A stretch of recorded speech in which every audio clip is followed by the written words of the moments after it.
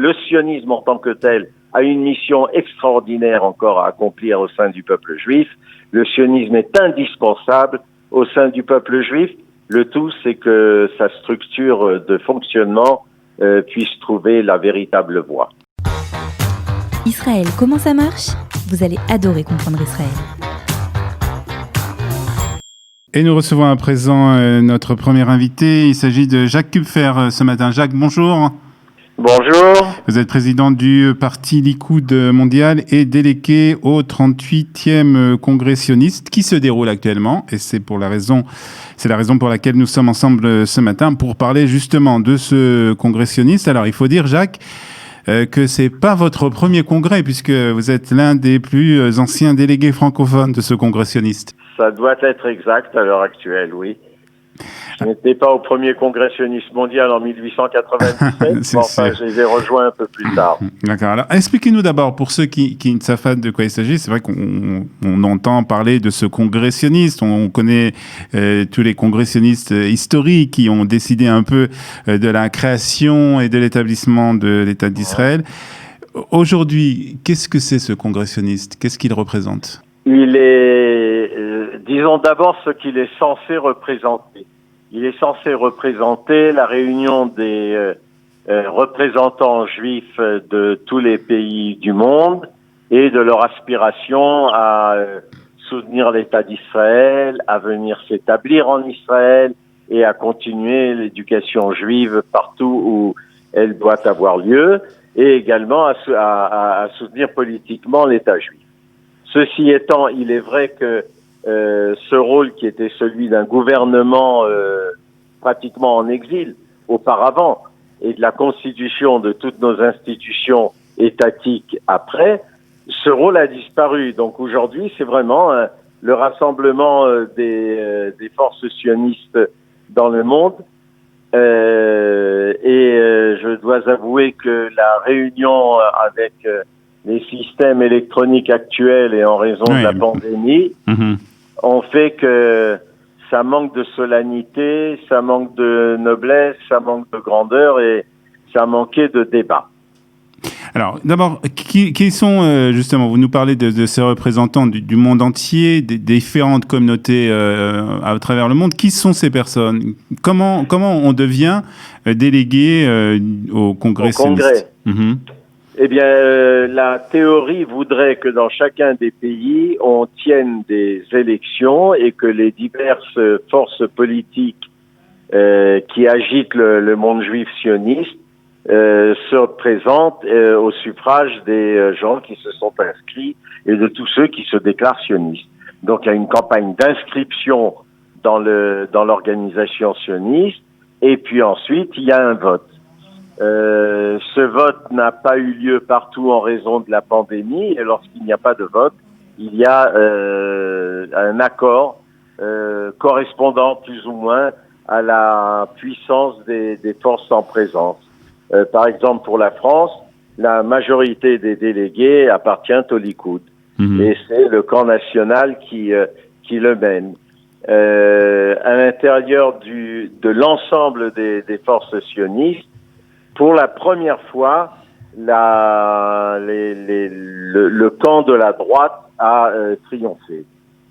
D'accord. Donc, ce sont plusieurs délégués, plusieurs partis qui sont représentés au sein de ce congrès sioniste. Alors, comme vous l'avez expliqué, ce congrès sioniste, cette année, se déroule en Zoom en raison de la pandémie. Est-ce qu'il y a tout de même un thème général qui est abordé cette année ?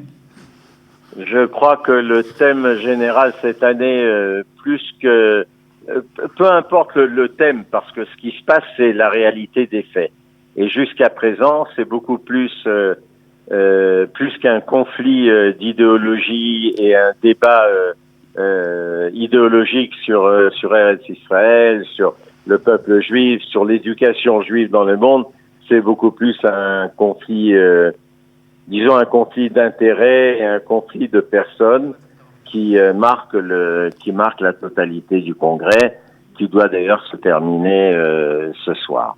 Alors, justement, vous nous parlez de conflits, vous nous parlez de peut-être même de tensions qui sont un peu représentatives de ce qui se passe aujourd'hui dans la réalité. Et la réalité, c'est qu'il y a, c'est vrai, la communauté francophone qui est réalisée, mais aujourd'hui, la grande communauté à l'extérieur d'Israël, c'est la communauté américaine, avec bien entendu ces différentes tendances, ces différents mouvements. Est-ce que vous sentez justement qu'il y a cette tension entre la communauté américaine qui est très importante et les autres communautés à travers le monde? Je ne sais pas si la communauté juive américaine, dans sa réalité, dans ses véritables chiffres et dans son véritable engagement, représente un atout tellement important pour l'État d'Israël. Quand on imagine aujourd'hui que le parti des réformés aux États-Unis avait appelé à voter pour Obama une fois, 2 fois, que lors des sondages d'opinion qui sont faits, l'État d'Israël comme préoccupation arrive à je ne sais pas quelle place à l'intérieur des préoccupations générales.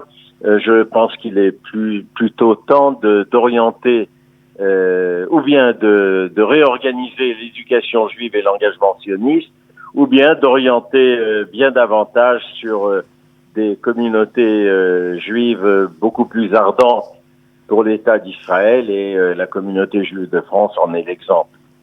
Alors, on l'a dit en début d'interview, vous avez participé déjà à plusieurs congrès comme celui-ci. Quelles sont les décisions importantes que vous avez vues passer dans ces congrès dans le passé? Ah ben écoutez, moi je pense que vraisemblablement la première impression est celle qui reste dans ma mémoire, et le premier des congrès sionistes auxquels j'ai pu participer. J'avais l'honneur et le plaisir d'être assis à côté de Monsieur Menachem Begin, Zichrono Livracha, et nous nous battions pour que une résolution passe disant que le droit du peuple juif à la terre d'Israël est un droit inaliénable. C'était en quelle année? C'est en quelle année? Bon, ça devait être juste avant la guerre des 6 jours, je pense. Oui. Il y a déjà un bon moment, et c'était quelque chose où, lorsqu'on voyait notre dirigeant, et à l'époque nous étions dans l'opposition, et à l'époque il ne faisait pas bon pour sa carrière professionnelle être au Khérout et aux côtés de Monsieur Begin, mais lorsqu'on voyait l'acharnement de la bataille qui était menée dans ce domaine, on se reporte aujourd'hui à peu près aux mêmes choses. C'est-à-dire que nous représentons encore une fois des résolutions pour exiger pour demander au gouvernement d'Israël d'étendre la souveraineté juive au moins de la mer jusqu'au Jourdain.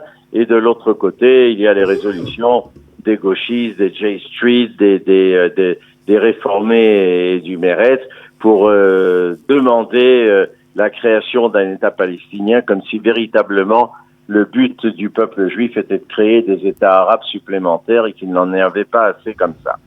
Alors, vous voyez, les conflits, le conflit idéologique dure depuis ce moment-là, sauf qu'à l'époque, nous étions minoritaires pour mener la bataille de la vérité, et qu'aujourd'hui, nous sommes majoritaires pour pouvoir le demander. Est-ce qu'il y a des décisions cette année, vous l'avez dit, le congrès va prendre fin aujourd'hui, est-ce qu'il y a des décisions importantes qui ont été prises tout de même? Non, il n'y en a pas, parce que tout simplement les débats n'ont pas pu avoir lieu d'une manière normale. Il y a eu un certain nombre d'incidents techniques compréhensibles, qu'on ne pouvait pas répondre l'un à l'autre, que le nombre de résolutions présentées a été réduit au strict minimum, c'est-à-dire à une dizaine, sans grande importance, sans grande influence, et que finalement, je pense que le véritable congrès sioniste Bezrat Hashem, lorsque la pandémie sera terminée, que nous aurons un véritable congrès sioniste où on pourra reprendre librement nos invectives, nos discussions, nos débats, et des résolutions qui soient beaucoup plus précises pour l'Aliyah, pour l'éducation juive réelle. Alors justement, pour terminer avec vous, chaque dernière question concernant justement donc ce congrès qui a été un peu spécial, mais d'une manière générale, est-ce que vous pensez que le congrès sioniste a encore raison d'être? si le Congrès sioniste mondial peut redevenir un congrès qui sortira le sionisme des tiroirs des bureaucrates installés dans leurs fonctions, si un congrès sioniste peut redonner du souffle à la vie juive un peu trop enfermée dans des conditions, dans des considérations locales, si elle peut lui redonner une direction qui soit celle d'un prophète comme Théodore Herzl, d'un prophète comme l'était Jabotinsky, alors à ce moment-là, oui, bien sûr qu'il a un but. Mais s'il s'agit simplement de maintenir des structures qui ne meurent jamais parce qu'il y a des salaires, des fonctions, des bureaucrates, non, à ce moment-là, non. D'accord. Mais ce serait triste de voir que le sionisme, en tout cas le sionisme en tant que tel, a une mission extraordinaire encore à accomplir au sein du peuple juif. Le sionisme est indispensable au sein du peuple juif. Le tout, c'est que sa structure de fonctionnement puisse trouver la véritable voie.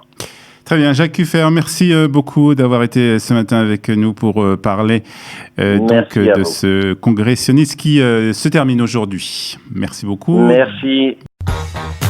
Israël, comment ça marche ? Vous allez adorer comprendre Israël.